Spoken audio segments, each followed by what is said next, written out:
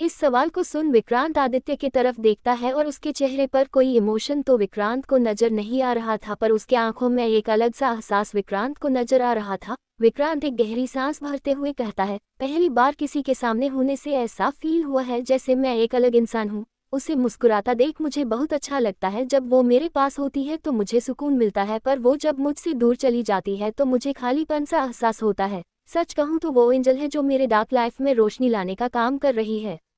ये सुन आदित्य उस एहसास को याद करने लगता है जो उसे जय के साथ रहकर महसूस होता था। उसे याद करते हुए कहता है, मुझे प्यार नहीं हो सकता है।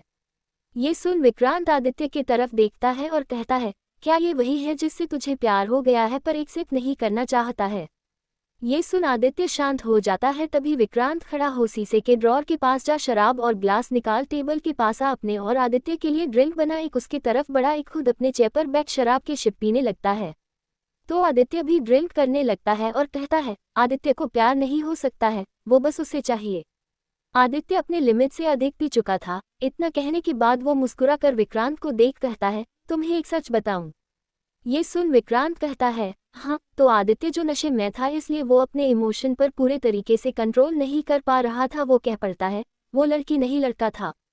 ये सुन विक्रांत के मुंह में भरा ड्रिंक उसके मुंह से निकल जाता है और वो खांसने लगता है। ये देख आदित्य हंसने लगता है। वही विक्रांत खुद को संभालते हुए कहता है, क्या ये मजाक था?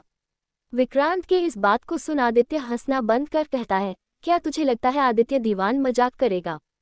ये सुन विक्रांत को समझ नहीं आता है वो कैसे भरोसा करे। जिसका हर रात नई नई लड़की के साथ बीतता था उसको किसी लड़के में इंटरेस्ट है, ये विश्वास करना विक्रांत के लिए मुश्किल हो रहा था।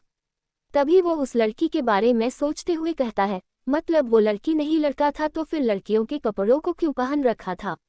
विक्रांत के सवाल को सुन आदित्य कहता है, मैं बस अवनी से शादी नहीं करना चाहता था इसलिए उसे लड़की बनाया था, पर ये अवनी हाथ धोकर पीछे पड़ गई है। मैं अवनी के साथ कुछ बुरा नहीं करना चाहता था पर मुझे धमकी देकर वो बहुत बड़ी गलती की है। आदित्य के इस बात को सुन विक्रांत कहता है, तुम अगर चाहो तो मैं उसके डैड की कंपनी को बैंकक्रप्ट करवा सकता हूँ। ये सुन आदित्य साइड मुस्कान के साथ मुस्कुराते हुए कहता है, नहीं विक्रांत, मेरा प्लान तो उसके कंपनी को हड़पना है। मुझे धमकी दी थी ना वो, अब मैं उसे उसकी कंपनी से ही बाहर फेंकवा दूंगा। विक्रांत को पता था आदित्य के पास अच्छा प्लान होगा इसलिए वो सिगरेट जला उसके कस लेते हुए कहता है, ये सब तो ठीक है पर तू उस लड़की या लड़का जो भी है उसके लिए क्या फील करते हो?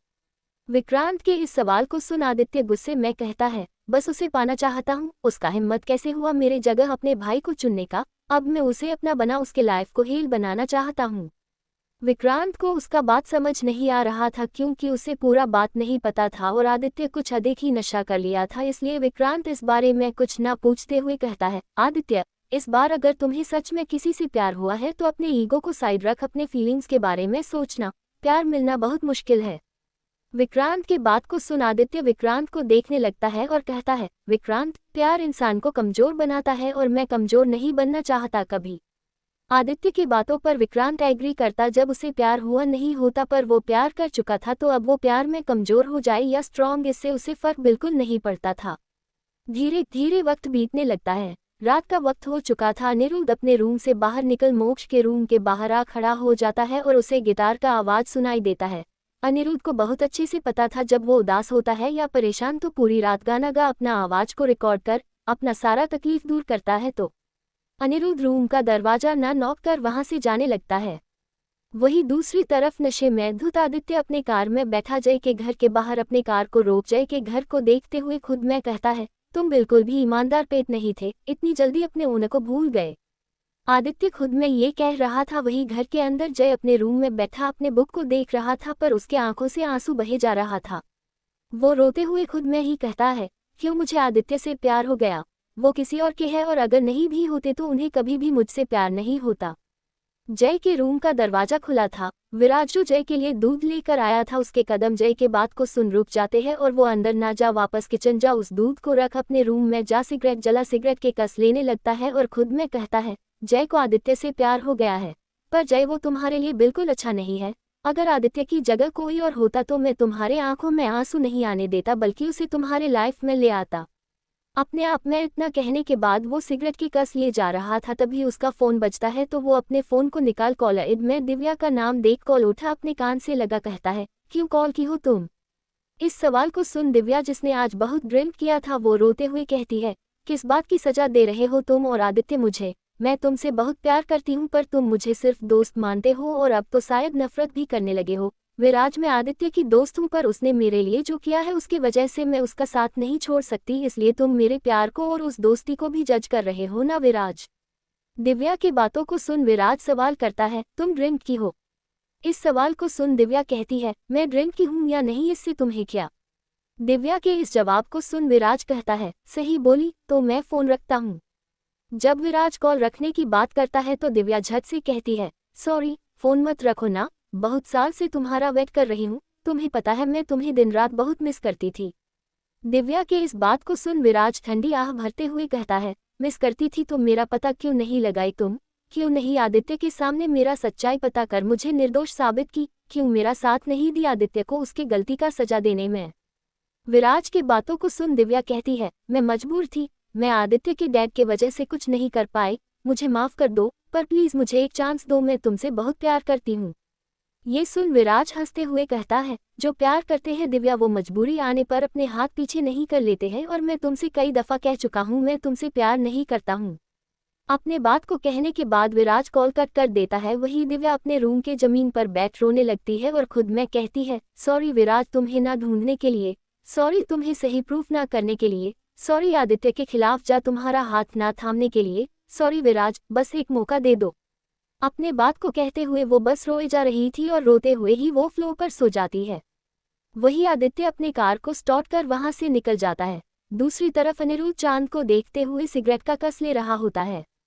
सिगरेट की कस लेने के बाद वो बेड पर जाता है पर नींद उसकी आंखों से कोसों दूर थे, इसलिए वो सिगरेट जला फिर सिगरेट की कस लेते हुए ऑफिस का काम करने लगता है।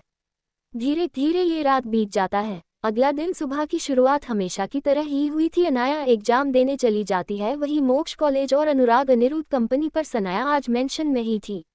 उसे आज अपना तबीयत बिल्कुल भी ठीक नहीं लग रहा था तो वो नाश्ते के बाद अपने रूम में थी। धीरे धीरे टाइम पार होने लगता है। दोपहर का 1 बज चुका था और सनाया को बहुत खालीपन सा लग रहा था तो वो गुस्से में अनुराग को कॉल करती है। तो अनुराग जो मीटिंग में बिजी था वो सनाया का कॉल आता देख कॉल कट कर देता है। ये देख सनाया को बहुत बुरा लगता है और वो उसे बार बार कॉल करने लगती है। तो वो इरिटेट हो कॉल उठा, कहने को था वो मीटिंग में बिजी है, पर उसे सनाया के रोने का आवाज सुनाई देता है। वो झट से परेशानी से भरे आवाज में सवाल करता है, क्या हुआ तुम्हें, तुम रो क्यों रही हो? इस सवाल को सुन सनाया रोते हुए कहती है, क्या हुआ, आपको नहीं पता मुझे क्या हुआ? मैं बहुत अकेला फील कर रही हूँ और मुझे बहुत कुछ हो रहा है। सनाया बच्चों जैसा तो हरकत करती थी पर आज कुछ अधिक उसे बच्चों जैसा हरकत करता देख अनुराग प्यार से कहता है, तुम शांत हो जाओ, मैं भी आता हूँ ओके। ये सुन सनाया रोते हुए कहती है, सच्ची आ रहे हो? तो अनुराग भी कह देता है, हाँ बाबा सच्ची आ रहा हूँ।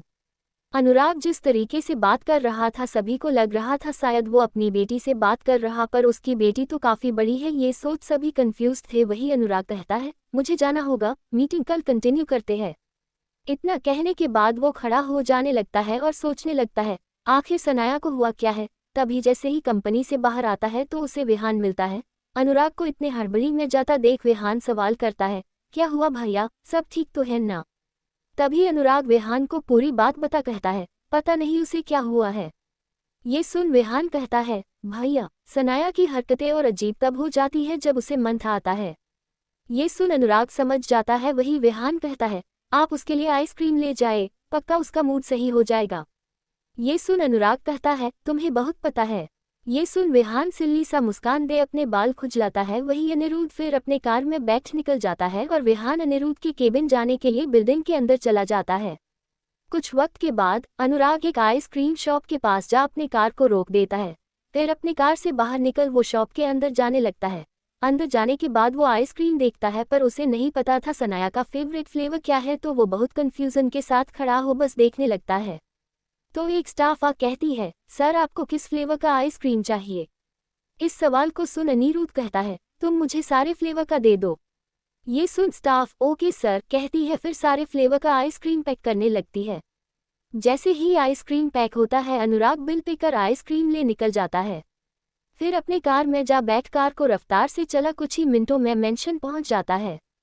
मेंशन पहुंचने के बाद वो अपने कार को रोकता है तो गार्ड कार डोर ओपन करने के लिए आते हैं, पर इससे पहले ही अनुराग कार का डोर खुद ही ओपन कर कार से बाहर निकल जाता है और मेंशन के अंदर जाने लगता है। अंदर जाने के बाद वो सर्वेंट से पूछता है, सनाया कहाँ है? तो सर्वेंट उसे बता देता है, मैडम अपने रूम में है।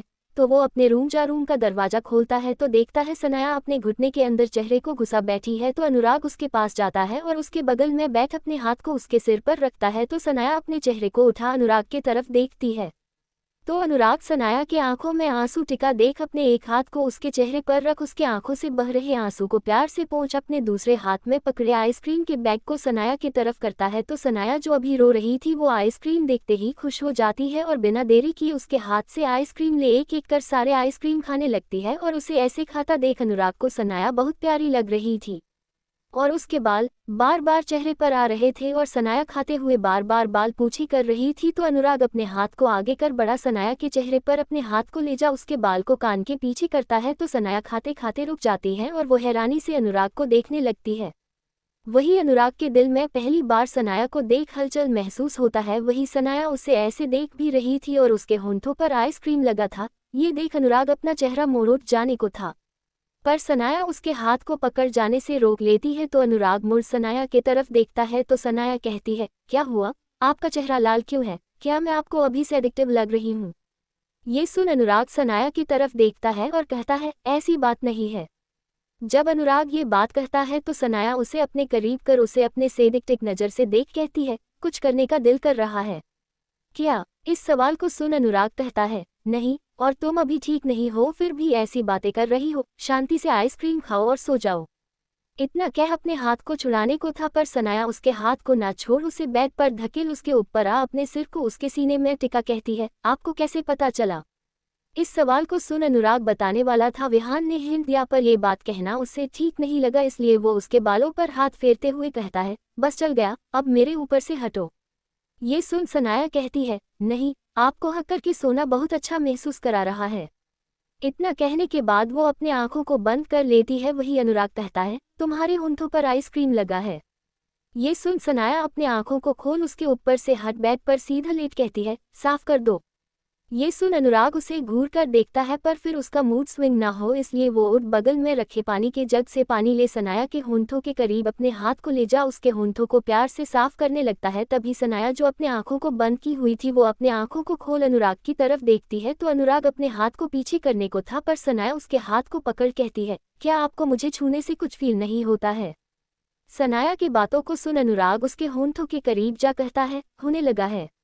इतना कहने के बाद वो उसके होंठों के करीब जा उसके होंठों को प्यार से चूमने लगता है, फिर उसके होंठों को चूमना बंद कर उसके माथे को प्यार से चूम कहता है, रेस्ट करो, अब मैं यही हूँ।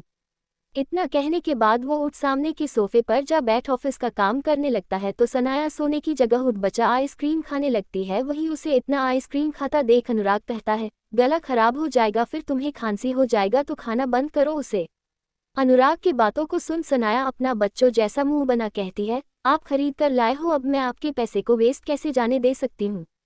सनाया की बातों को सुन अनुराग अपने आंखों को रोल कर अपने मन में ही कहता है, पैसा या आइसक्रीम का फिक्र है इससे। अपने मन में इतना कहने के बाद वो वापस काम करने लगता है। वही दूसरी तरफ आदित्य अपने केबिन में बैठा था, तभी केबिन का दरवाजा खोल अवनी अंदर आती है। अवनी को देख आदित्य का दिमाग गर्म हो जाता है, पर फिर भी अपने गुस्से को कंट्रोल करते हुए कहता है, तुम यहाँ क्या कर रही हो? इस सवाल को सुन अवनी आदित्य के पास जा टेबल से टिक कहती है, बस अपने होने वाले पति को बताने आई थी, हमारी एंगेजमेंट फिक्स हो गई है। ये सुन आदित्य का दिमाग और खराब हो जाता है। वो कुछ ना कह बस अपने काम को करने लगता है। तभी अवनी उसके करीब जाते हुए कहती है, मैं सुनी हूँ वो लड़की अब तुम्हारे साथ नहीं रहती है, क्या मन भर गया है उससे? इतना कहने के बाद अपने हाथ को उसके चेहरे पर रख अपने होंठों को उसके गर्दन पर लगाती ही है कि तभी आदित्य कहता है, अवनी जो बताने आई थी वो बता दी हो ना, अब यहाँ से जाओ, मुझे बहुत काम है। आदित्य जब ये बात कहता है तो अवनी उसके गर्दन को किस करना बंद कर उसके चेहरे को अपने तरफ करती है। आदित्य के आंखों में बस गुस्सा देख अवनी सवाल करती है, ये गुस्सा क्यों? इस सवाल को सुन आदित्य अवनी के हाथ को अपने चेहरे से झटक अपने कठोर आवाज में कहता है, क्योंकि तुम मेरा टाइम वेस्ट कर रही हो। अगर तुम यहाँ मेरे साथ उन लड़कियों की तरह खुद को शोपने आए हो तो शुरू कर सकती हो, पर यहाँ से नहीं। इतना कहने के बाद अपने हाथ इशारे से इस पॉइंट पर पॉइंट आउट करते हुए कहता है, यहाँ से। ये सुन अवनी कहती है, मैं तुम्हारी मिस्ट्रेस नहीं हूँ जो तुम मुझे उन लड़कियों की तरह ट्रीट कर रहे हो आदित्य। ये सुन आदित्य खड़ा हो अवनी के जबड़े को कस के पकड़ उसके आंखों में कोल्डली देखते हुए कहता है, तो अपनी हद क्रॉस मत करो, नहीं तो मैं तुम्हें उन लड़कियों की ही तरह ट्रीट करूंगा, चाहे तुम मेरी वाइफ ही क्यों ना बन जाओ। इतना कहने के बाद उसके गाल को झटक देता है। तभी केबिन का दरवाजा खुलता है तो बिना परमिशन का कौन आया है ये देखने के लिए आदित्य उस तरफ देखता है। साथ ही अवनी भी अपने चेहरे को मोड़ देखती है। दरवाजे के पास दिव्या खड़ी होती है। जब दिव्या अवनी को देखती है तो गुस्से में अंदर आ आदित्य को गुस्से में देख चिल्लाकर कहती है, तुम इससे शादी करने वाले हो? फिर उसका क्या, क्यों तुम उसके साथ सके? मुझे लगा था तुम्हें सच में प्यार हो गया है आदित्य, पर मैं बेवकूफ थी। विराज का साथ नहीं दी ये सोचकर कि तुम्हें उससे सच में प्यार हो गया है, इसलिए मैं उसे समझा रही थी कि वो तुम्हें गलत समझ रहा है, पर वो नहीं, मैं गलत समझ रही थी। तुम तो बहुत घटिया इंसान हो आदित्य, बहुत ज्यादा ही घटिया। ये सुन अवनी कहती है, कौन विराज, और तुम यहाँ ये सब आकर कहने की हिम्मत कैसे कर रही हो? भूलो मत तुम बस आदित्य के अंदर काम करती हो, तो अपने आवाज को नीचे रखो और अपनी औकात मत भूलो। अवनी विराज के बारे में कुछ नहीं जानती थी। जब अवनी ये कहती है तो आदित्य कहता है, अवनी यहाँ से जाओ। ये सुन अवनी कहती है, मैं क्यों जाऊँ? मैं तुम्हारी होने वाली वाइफ हूँ, इस लड़की को यहाँ से निकालो, साथ ही काम से भी। ये सुन दिव्या गुस्से में चिल्लाकर कहती है, तुम और तुम्हारा होने वाला हस्बैंड मुझे क्या निकालेगा? मुझे ही आदित्य के लिए अब काम नहीं करना है, और आदित्य मैं तुम्हारे हॉस्पिटल से भी रिजाइन दे रही हूँ। वैसे भी तुम्हारे जैसे घटिया इंसान के लिए काम कर कर के मैं अपने प्रोफेशन को भी गंदा कर चुकी हूँ। इनफैक्ट तुम्हारे साथ जुड़ने वाला हर इंसान ही गंदा हो जाता है, जैसे मैं हो गई हूँ, जिस प्रोफेशन के लिए मैं इतना की कस्में खाई थी लोगों की जान बचाने की, पर तुम्हारे साथ रहकर तो मुझे। दिव्या अपनी आधी बात कह शांत हो जाती है। वही ये सब सुनकर आदित्य को बहुत गुस्सा आ रहा होता है। वही दिव्या कठोरता से आदित्य को देख आगे कहती है, तुमने जो मेरे लिए किया है उसके बदले में बहुत कुछ कर चुकी हूँ, अब और नहीं करूंगी।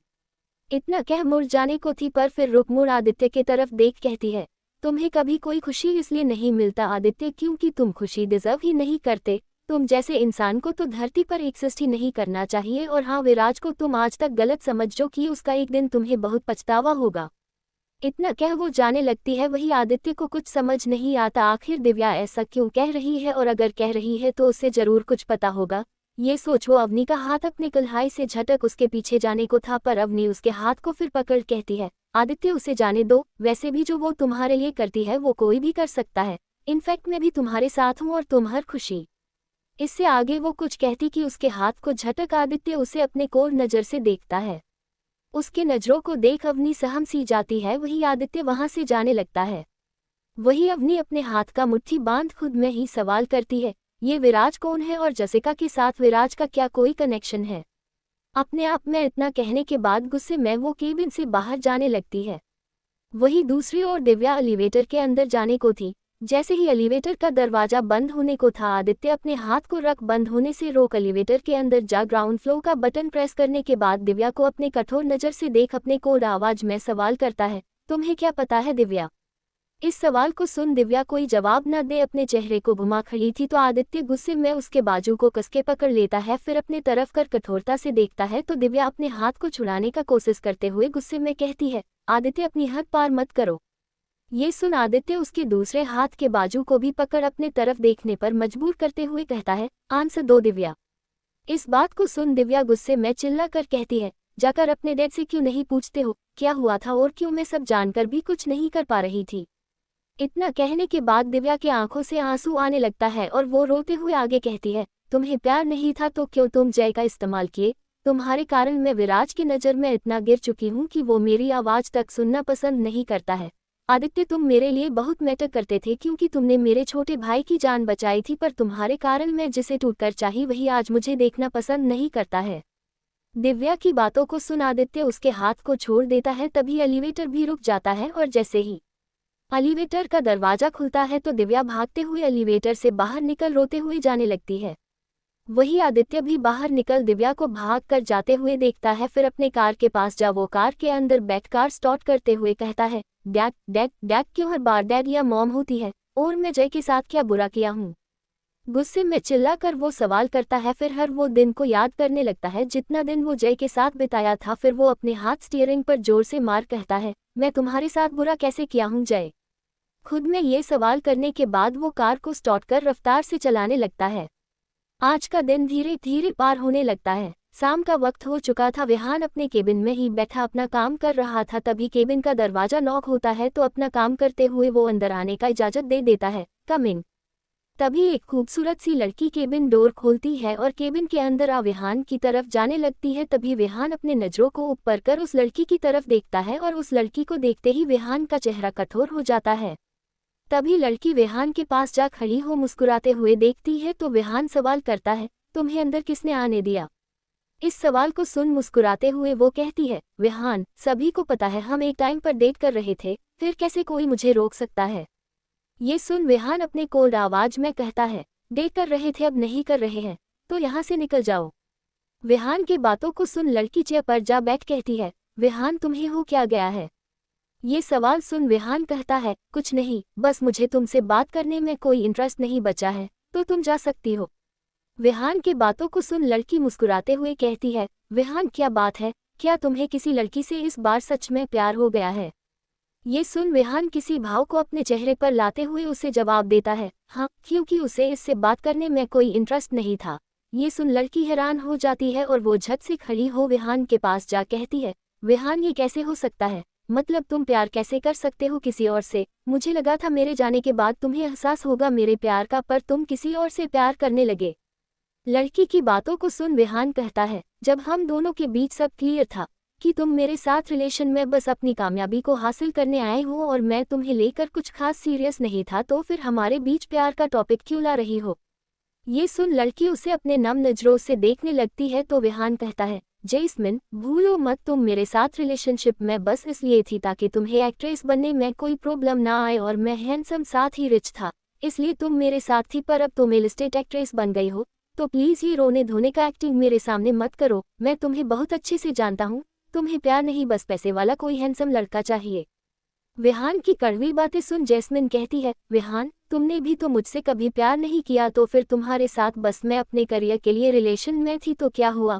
पर मुझे एक टाइम पर रियलाइज हो गया था कि मुझे तुमसे सच में प्यार हो गया है। पर तुमने क्या कहा था, तुम्हें मुझसे कभी प्यार नहीं हो सकता है क्योंकि तुम्हें कोई ऐसी लड़की चाहिए जो तुम्हें तुम्हारे स्टेटस से नहीं बस तुमसे प्यार करती हो। तो क्या तुम्हें भरोसा है जिसके साथ आज तुम रिलेशन में हो वो मेरी जैसी नहीं है, कहीं वो भी तुम्हारे साथ? इससे आगे वो कुछ भी कहती कि विहान उसे अपने कोर नज़र से देखता है, जिस कारण वो शांत हो जाती है। तभी विहान रचना को याद करता है और उसका चेहरा वार्म हो जाता है और वो कहता है, जैस्मिन, वो तुम्हारी तरह नहीं है, उसने कभी मेरे स्टेटस पे से या लुक से प्यार नहीं किया है, बल्कि मैं उसे कभी कोई एक्सपेंसिव गिफ्ट भी देता तो नहीं लेती है। वो बहुत अलग है, बिल्कुल वैसी है जैसी मुझे चाहिए थी, सिंपल, स्वीट, काइंड हार्टेड, और उसमें सबसे स्पेशल ये है कि वो अपने से पहले दूसरी के बारे में बस सोचती है, तो अपनी तुलना उसे करना बंद करो। ये सब बातें सुन जैस्मीन सवाल करती है, क्या तुम उस लड़की के लिए सीरियस हो? इस सवाल को सुन विहान जैस्मिन की तरफ देखता है। उसकी नजरें ही बता रही थी कि वो उसके लिए बहुत सीरियस है। हाँ, इतना कि मैं चाहता हूँ वो अभी मेरे नाम से जुड़ जाए और मैं उसे जिंदगी भर के लिए अपना बना लूँ। उस लड़की के लिए विहान के आंखों में इतना प्यार देख जैस्मीन फीकी मुस्कान के साथ कहती है, आज तक किसी लड़की के लिए इतना सीरियस तुम्हें नहीं देखा है। जैस्मीन की बातों को सुन विहान कहता है, अब देख ली ना तो गेट आउट। ये सुन जैस्मीन विहान की तरफ देखती है, फिर जाने को होती है पर रुक जाती है और मुड़ विहान की तरफ देख कहती है, क्या हम दोस्त रह सकते हैं? जैस्मीन की बातों को सुन विहान कहता है, नहीं, पर तुम्हें कभी भी मेरा जरूरत हो तो मैं हेल्प के लिए हमेशा रहूंगा। ये सुन जैस्मीन बस मुस्कुराकर उसे देखती है, फिर वहां से जाने लगती है। धीरे धीरे ऐसे ही कुछ दिन पार हो जाते हैं। अनाया का एग्जाम का आज आखिरी दिन था। वो एग्जाम खत्म कर स्कूल से बाहर आती है, तभी उसे अपना कहा बात विक्रांत से याद आता है। एग्जाम के बाद वो उसे कुछ कहना चाहती है, ये याद कर अनाया बस अपने सोच में खोई थी, आखिर वो कैसे कहे। तभी उसकी बेस्ट फ्रेंड मानवी वहां आ उसके कंधे पर अपने हाथ को रख कहती है, कैसा गया एग्जाम? तभी अनाया अपने ख्यालों से बाहर आ मानवी को देख कहती है, अच्छा गया, तू बता। ये सुन मानवी भी अपना बता देती है, फिर दोनों बातें करते हुए बाहर जाने लगते हैं। अनाया को आज विक्रांत से मिलने जाना था तो वो मानवी को बाइक ड्राइवर के पास जा कहती है, अंकल, आज मैं अपने दोस्तों के साथ जा रही हूँ, अंकल को मैं बता दी हूँ, तो आप घर चले जाओ। ये सुन वो, ठीक है छोटी मैडम, कह जाने लगता है। वही ड्राइवर कार ले वहां से निकल जाता है। तभी अनाया खुद में कहती है, अगर विक्रांत भूल गए होंगे तो, और मैं उनके मेंशन चली गई और वो वहां नहीं होंगे तो। खुद में कहते हुए वो रास्ते के साइड में जा खड़ी थी, तभी उसके सामने एक कार आ रुका, पर अनाया का ध्यान उस कार पर नहीं गया था। वो अब भी अपने ख्यालों में गुम थी। तभी बैक साइड विंडो का शीशा नीचे होता है और अनाया के कान में आवाज जाता है, क्या सोच रही हो? विक्रांत के आवाज को सुन अनाया झट से विक्रांत की तरफ देखती है और उसकी आंखें हैरानी से बड़ी बड़ी हो जाती है। तभी विक्रांत कहता है, मुझे देखकर इतनी हैरान क्यों हो? तुमने ही कहा था तुम एग्जाम के बाद मुझसे कुछ कहना चाहती हो। ये सुन अनाया कहती है, आपको याद था? तभी विक्रांत कहता है, तुम्हारा कहा हर एक बात याद रहता है मुझे, अब कार के अंदर बैठ जाओ। ये सुन अनाया मुस्कुराते हुए कार के अंदर आ विक्रांत के बगल में बैठ जाती है। तभी विक्रांत उसके करीब जाता है तो अनाया की दिल की धड़कनें तेज हो जाती है, पर विक्रांत तो बस कार का विंडो ऊपर कर रहा था। ये देख अनाया अपने मन में कहती है, विक्रांत के सामने आते ही मुझे क्या हो जाता है? अपने मन में वो ये सवाल कर रही थी, वही विक्रांत दूर हो बैठ जाता है और सवाल करता है, बताओ कहाँ चलना चाहती हो? इस सवाल को सुन अनाया बिना अधिक सोचे कहती है, आपके मेंशन।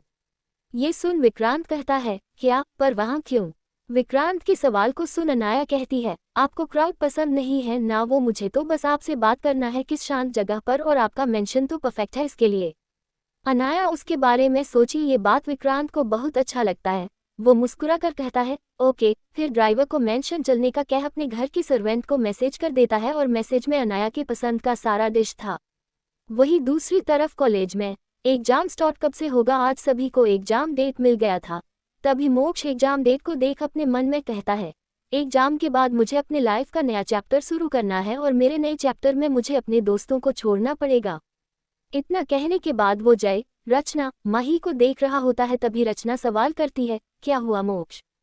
इस सवाल को सुन मोक्ष अपने सेंस में आ कहता है, कुछ नहीं रचना। इतना कहने के बाद वो अपने बुक को देखने लगता है। रचना को कुछ ठीक नहीं लगता है, पर अभी वो कोई सवाल ना कर क्लास पर ध्यान देने लगती है। वही दूसरी तरफ मेंशन आ जाता है। मेंशन आने के बाद जैसे ही कार रुकता है, गार्ड कार का दरवाजा खोल देते हैं तो विक्रांत और अनाया कार से बाहर निकल जाते हैं। फिर दोनों साथ मेंशन के अंदर जाते हैं। मेंशन के अंदर आने के बाद विक्रांत अनाया से कहता है, बैठ जाओ। ये सुन अनाया आसपास देखती है, बहुत से सर्वेंट्स थे तो वो बैठने को थी, पर वो इतने लोगों के बीच कुछ कैसे विक्रांत से बात करेगी उसे समझ नहीं आ रहा था। वही अनाया को अपने आसपास सर्वेंट्स को देख परेशान होता पा उसके हाथ को पकड़ उसे बैठने से रोक अपने साथ ले जाने लगता है, तो अनाया उसे बस देखते रहती है। तभी विक्रांत उसे अपने साथ अपने रूम में ले जाता है और रूम का दरवाजा लॉक कर कहता है, बैठ जाओ। तो अनाया सोफे पर जा बैठ जाती है। तभी विक्रांत अपने कोट को निकाल साइड में रख अनाया के बगल में बैठ जाता है। वही अनाया का चेहरा लाल हो चुका था और वो अपने चेहरे को बस झुकाए हुए थी। तभी विक्रांत कहता है, कहो, अब सिर्फ हम दोनों हैं।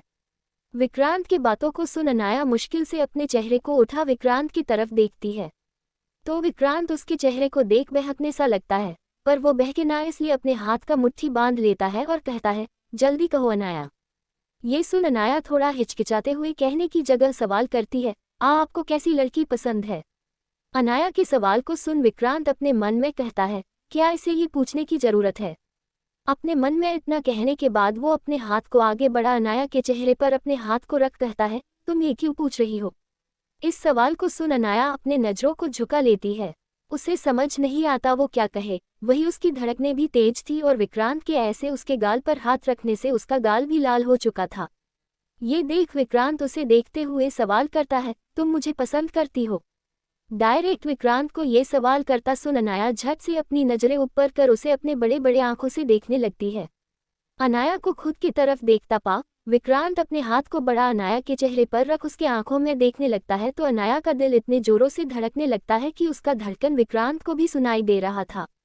अनाया के धड़कन को सुनते हुए विक्रांत अनाया के करीब जाने लगता है, जिससे अनाया की धड़कनें और तेजी से बढ़ने लगती है। तभी विक्रांत अनाया के होंठों के करीब आ अपने गर्म सांसों को छोड़ते हुए अपने सेडिक्टिव आवाज में कहता है, अनाया तुम्हें मुझसे प्यार हुआ है कि नहीं? विक्रांत जब करीब आकर अपने सवाल करता है तो विक्रांत की गर्म सांसें होंठों में पड़ते ही वो अपनी आंखें बंद कर लेती है और अपने होंठों को हल्का हिलाती है। हाँ। जवाब मिलते ही विक्रांत जो अपने आप को अभी तक रोक रखा था वो उसके होंठों पर अपने होंठ मिला उसे प्यार से चूमने लगता है। विक्रांत के होंठों का स्पर्श महसूस कर अनाया विक्रांत में पूरे तरीके से खो जाती है। वही विक्रांत उसके होंठों को किस करते ही बेकाबू सा महसूस करने लगता है और उसके नर्म होंठों को किस करते हुए अपने हाथ को उसके शरीर में रख फेरने को होता है, पर तभी अनाया झट से अपने होश में अपने हाथ को विक्रांत के सीने पर रख देती है। तो विक्रांत अपने हाथ उसके शरीर में फेरना बंद कर अपने होंठों को उसके नर्म होंठों से दूर कर अनाया के आंखों में देखते हुए सवाल करता है, क्या हुआ अनाया?